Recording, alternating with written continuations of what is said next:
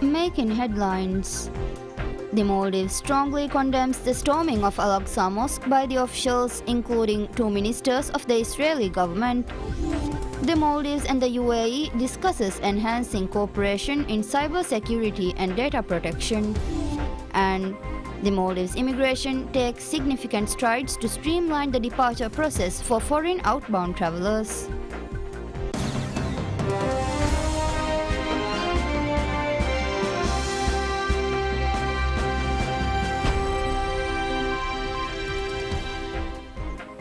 Bismillahirrahmanirrahim. Assalamu alaikum. Welcome to PSM News in English with me, Hafiz Al-Sattar.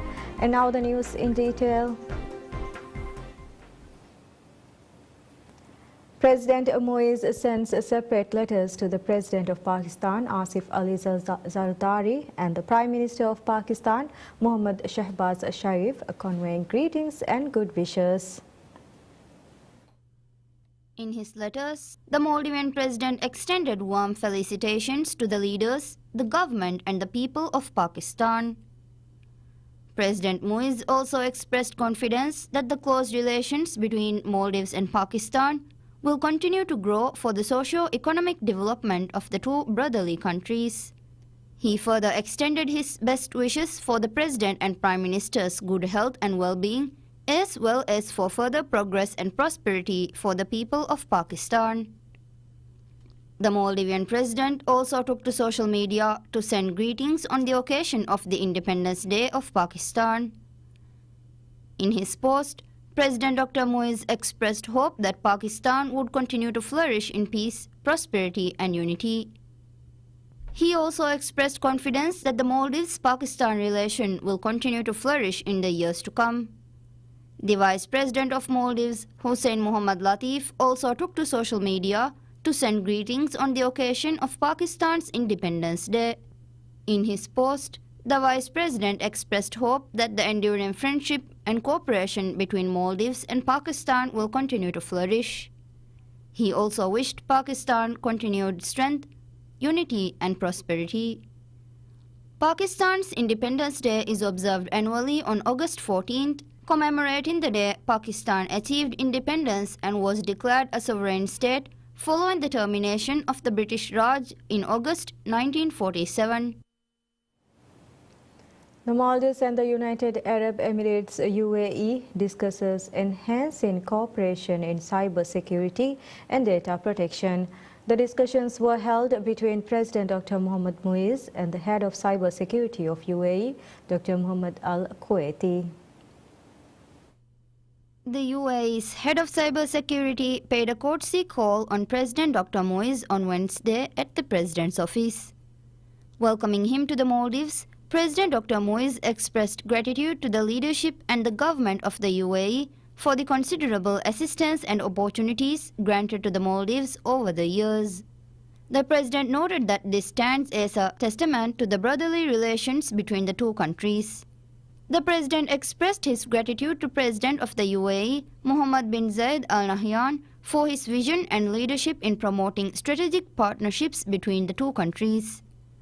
President Dr. Moise also noted the ongoing projects in the Maldives with the UAE's assistance to enhance law enforcement capacity. Furthermore, discussions were held on enhancing cooperation in cybersecurity and data protection. The President and the UAE's head of cybersecurity also discussed mitigating misinformation and disinformation and the importance of facilitating training opportunities for officials to keep up with the technological advancements. The President and UAE's head of cybersecurity reaffirmed their commitment to working towards enhancing cooperation in areas of mutual benefit between the two nations. The government of Maldives strongly condemns the storming of Al-Aqsa Mosque by the officials, including 2 ministers of the Israeli government and members of the Knesset. A statement made public by the Ministry of Foreign Affairs read that this is a serious violation of the sanctity of one of the holiest sites of Muslim Ummah. It read that the Maldives is deeply concerned about these repeated incursions by Israel into the Aqsa Mosque that threaten the hopes of achieving peace and stability in the region. Furthermore, The Maldivian government stated that it and the people of Maldives stand in solidarity with the people of Palestine. The Maldivian government also reiterated its call on the international community to work together to find a peaceful and lasting solution to the conflict. On Tuesday, Israel's far-right National Security Minister led more than 2,000 Israelis through the compound singing Jewish hymns under the protection of Israeli police and performed prayers. Several other senior members reportedly joined the march. This act by the Israeli minister was met with criticism by the United States. As such, the U.S. Secretary of State Antony Blinken said in a statement that these provocative actions only exacerbate tensions at a pivotal moment when all focus should be on the ongoing diplomatic efforts to achieve a ceasefire agreement and secure the release of all hostages and create the conditions for broader regional stability. Furthermore, the United Nations called the move by the Israeli minister unduly provocative and stated that Al-Aqsa Mosque, like the other holy sites in Jerusalem, should be left to themselves and should be controlled by existing religious authorities for the sites. Maldives immigration takes significant strides to streamline the departure process for foreign travelers. The Controller General of Maldives Immigration, Mohammad Shamman Wahid, has announced that effective from August 15th, all outbound travelers from the Maldives will no longer be required to complete the Traveller Declaration Form, also known as IMUGA form. This decision underscores the government's commitment to improving travel efficiency and enhanced travel experience while aligning with the vision of President Dr. Mohammad Muiz. The Travel Health Declaration Form was introduced on July 15, 2020 to strengthen the border security during COVID-19 global pandemic. On March 14, 2021, the form was made accessible online and its name was changed to Traveller Declaration Form. The form was filled by local and foreign travelers as an embarkation-disembarkation form. However, on November 20, 2023, arrangements were made such that Maldivians do not have to fill the form. Removing this administrative step for all streamlines the departure process, reducing travel preparation time and making the overall travel experience more convenient for all passengers. This change is anticipated to benefit frequent travelers and business professionals, facilitating a more seamless and efficient transition through the airport. Although the Traveller Declaration Form for outbound travelers has been removed, all inbound travelers arriving in the Maldives must complete the form 96 hours before their arrival in the Maldives. Moreover, all necessary security and immigration checks will remain in place to ensure a safe and secure environment for all travelers. This update aligns with the Maldives' ongoing efforts to enhance its reputation as a premier travel destination known for its hospitality and efficiency. It also shows the efforts of the Maldives immigration to improve travel efficiency for all travelers. The Ministry of Homeland Security and Technology announces that individuals have paid a total of $12 million in fees and penalties related to expatriate workers in the Maldives. It follows the release of a list of expatriates whose fees have not been paid.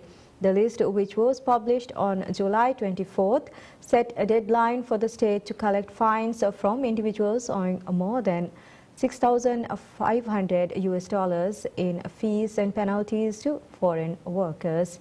The ministry identified 1,026 entities, including businesses and individuals across various sectors whose outstanding fees and fines exceed $6,500. The list revealed that the 1,026 entities owe a total of $41 million with a deadline of August 12th to settle the debt. By the end of the deadline, $12 million had been recovered. However, the government is still owed $29 million. The list also revealed that 123 companies owe more than $1 million to the state, with some debts exceeding $1.7 million. The government is addressing the issue of illegal foreign workers in the Maldives. As part of this effort, a regularization program has has been launched to identify foreigners by collecting fingerprints and facial recognition data across all residential islands, resorts, industrial and agricultural islands. Minister of Sports, Fitness and Recreation Abdullah Rafiu states the government will not discriminate in the implementation of any projects in the sports sector. The statement was made by the minister in response to queries of some parliamentarians. Addressing the parliamentarians, Minister Rafiu shed light on the numerous toll projects which were launched during the previous administration. The minister emphasized the government's commitment to prioritizing the completion of these projects and disclosed that funding for some has already been secured. He pointed out the current administration's commitment to sports, noting the development of the indoor futsal complex in Hulmale. Emphasizing that sports unites all individuals, Minister Rafiu stated that the government's actions are also in line with the spirit of sports. As such, the minister assured that project implementation will be equitable, irrespective of the island or the region. Additionally, the minister discussed the challenges encountered in project execution, noting that some projects were initiated at year-end due to budget constraints. The minister highlighted the government's plan to advance these projects at a scheduled pace and recommended including at least 50% of the minimum project cost in future budgets. He stressed the significance of this initiative, expressing confidence in the completion of projects in 2 years. He also underscored the importance of sufficient budgeting to ensure the completion of ongoing projects rather than initiating new ones. Minister of Finance Mohammad Shafiq discloses that President Dr. Mohammad Muiz has advised to allocate 50% of the public sector investment programs PSIP budget of the next year for housing projects. He made the statement during a meeting of the Parliamentary Committee on Public Accounts. Speaking at the committee, Minister Shafiq noted that the government aims to solve the issue of housing by the end of its tenure, citing that the root cause of all the problems arising in the nation is the lack of adequate housing. The finance minister stated that the administration gives high priority to solve this issue. Minister Shafiq added that the government aims to implement housing projects with the help of various facilities. As such, he noted that the aim is to start working on 4,000 housing units this year under line of credit facility by India. He noted that the existing financing facilities will be focused on housing with nearly $300 million of the line of credit available for housing. Earlier this week, the Minister of Housing, Land and Urban Development disclosed that the government will be launching a major housing project before the end of this year. He stated that the government aims to build 85,000 housing units before the end of its term. Minister of Finance Dr. Mohammad Shafiq assures that citizens will not bear the burden of the measures taken to enhance state revenue. He made the statement during a session with the Parliamentary Public Accounts Committee. Speaking at the committee meeting held to discuss the government's medium-term fiscal and debt policy for 2025 to 2027, Minister Shafiq said that the government has no plans to increase taxes such as Goods and Services Tax (GST), Tourism Goods and Services Tax (TGST), Business Profit Tax (BPT), or withholding tax. As such, he said that any changes in taxes and fees would be structured to avoid burdening the public. Instead of raising tax rates, he said that the government intends to broaden the tax base, including increasing import duties on certain harmful items, which he noted would also have societal benefits. Additionally, Minister Shafiq highlighted his commitment to consulting with stakeholders before making any changes to the tax base. He emphasized efforts to recover significant amounts of unpaid taxes and acknowledged that while many reforms were included in this year's budget, implementation has been delayed due to various challenges. He also stressed the need for careful consideration in executing these changes. Furthermore, Minister Shafiq indicated that pay harmonization would be a key focus in preparing next year's budget. He also said that measures will be taken to reduce costs by improving the management of state-owned enterprises, SOEs. Regarding the substantial debt of Maldives, Minister Shafiq expressed concern over the need to boost revenue to manage debt repayments.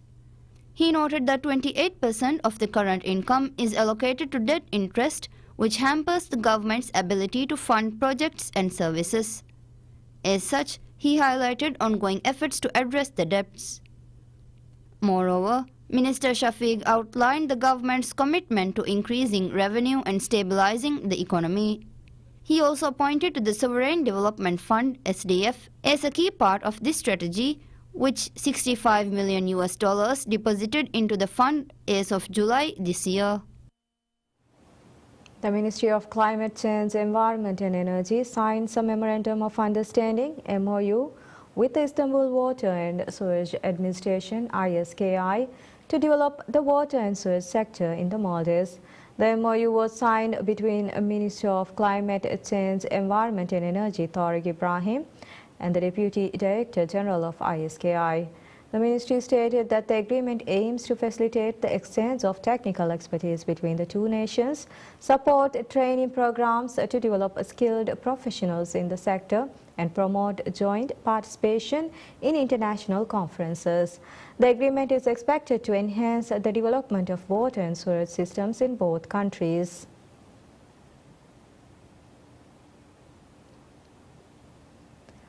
The Judiciary Committee of the Maldivian Parliament passes to give Prosecutor General Hussein Shamim the opportunity to appear before the committee to respond to the no-confidence motion against him. The dismissal case of Shamim was moved to the Parliament by parliamentarian Muhammad Shahid, following which the case was sent to the Judiciary Committee for further review. Shahid moved the case to the Parliament, citing that Shamim has used his position for the benefits of selected parties and failed to fulfill the responsibilities associated with the role of Prosecutor General.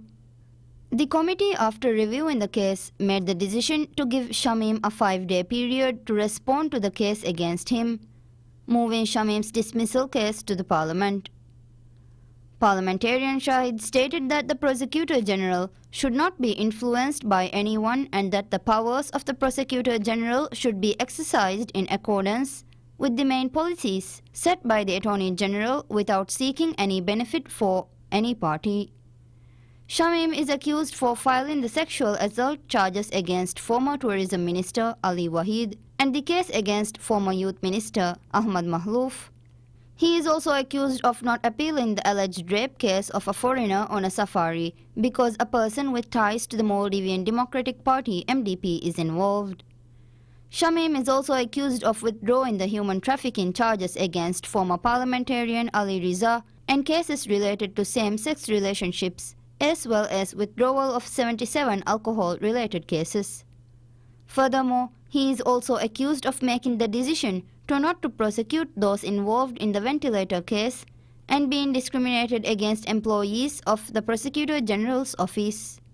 Hussein Shamim was appointed to the position of the Prosecutor General in December 2019. His term in office will conclude this December.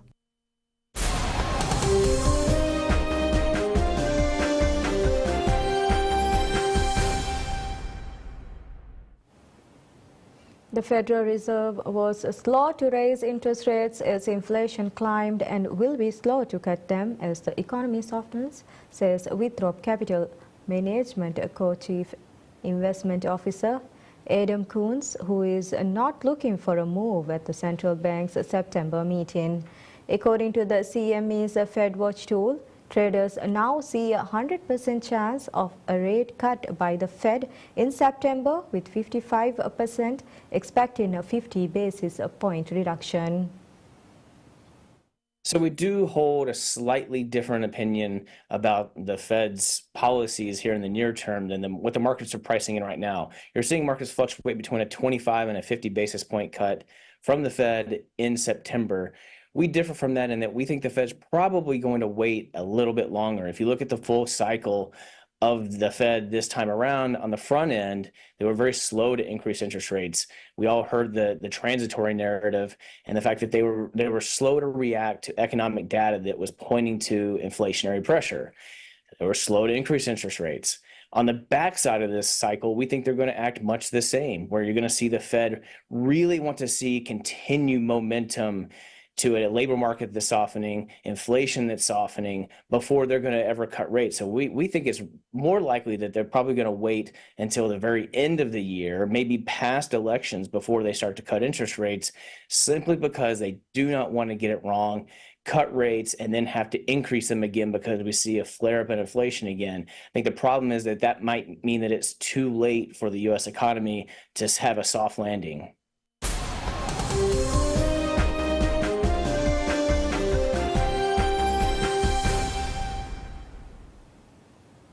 Japanese Prime Minister Fumio Kishida says he will not be running for re-election as president of his ruling Liberal Democratic Party LDP in September, marking the end of a 3-year term marred by political scandals.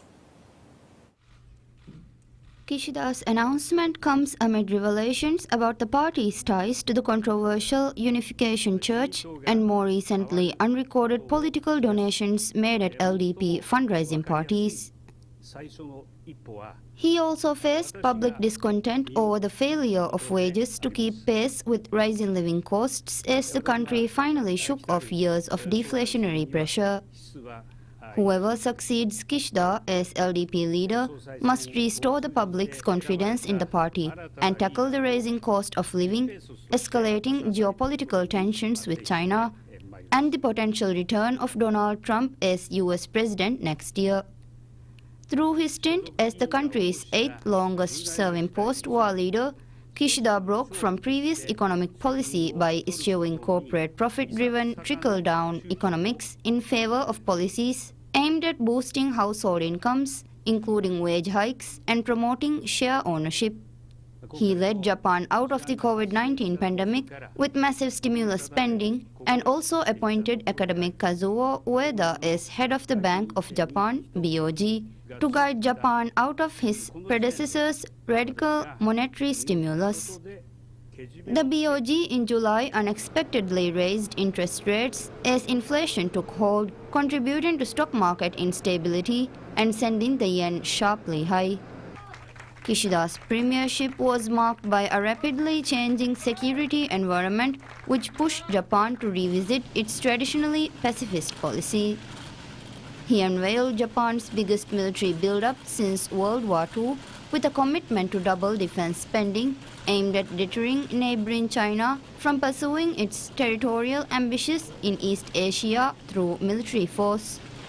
With prodding from Washington, Kishida also mended Japan's strained relations with South Korea, enabling the two countries and their mutual ally, the US, to pursue deeper security cooperation to counter the threat posed by North Korea's missile and nuclear weapons programs.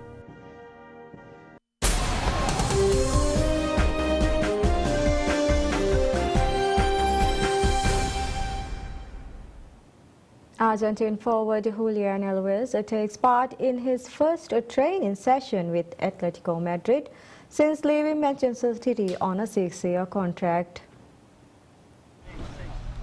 The 24-year-old Argentina international is expected to fill the gap left by Alvaro Morata's move to AC Milan in July. Financial details about the transfer were not disclosed by either club, but British media reported that the deal was worth around 75 million euros, $82 million, plus 20 million euros in potential add-ons. Alvarez's exit marks a record sale price for City, eclipsing the £50 million Chelsea paid for winger Raheem Sterling in 2022. Atletico Madrid signed striker Julian Alvarez from Manchester City on Monday in a deal reported to be worth up to 85 million euros, $93 million. The 24-year-old arrived at City for £14 million, 16 million euros in January 2022 from River Plate, winning 2 Premier League trophies and the Champions League among other silverware. Alvarez also helped Argentina lift the World Cup trophy in December 2022 and the Copa America in 2021 and 2024. As his goodbye message, Alvarez said that Manchester City will always have a special place in his heart and wished them every success in the future. Alvarez has scored 36 goals in 103 appearances across all competitions.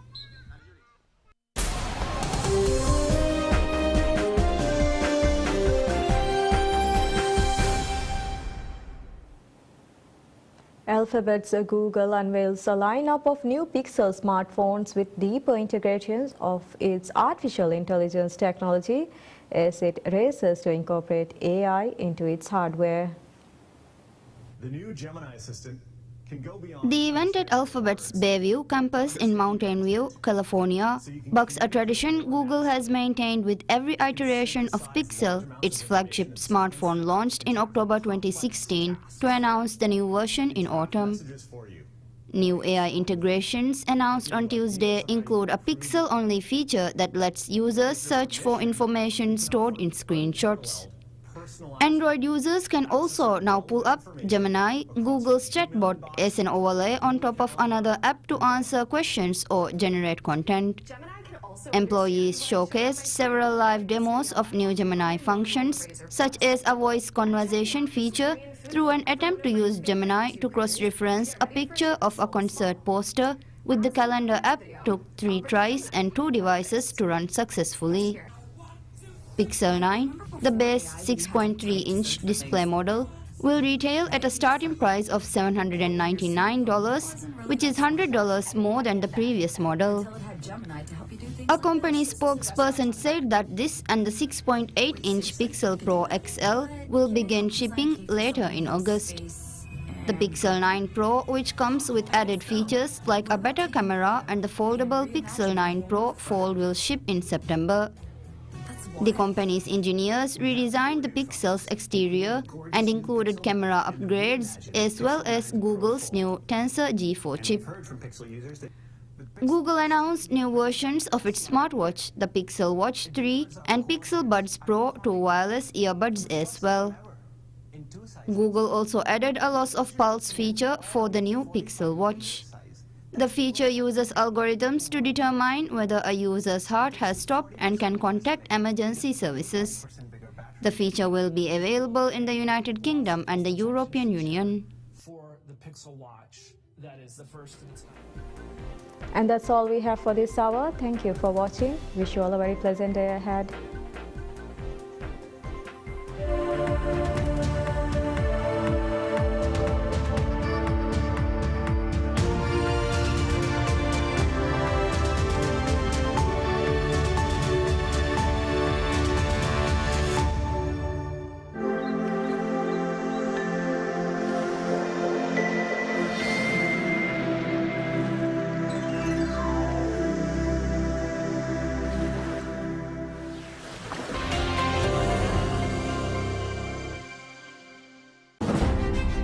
متى درجة هودا فراتك رئيس الجمهورية ديفا خاصين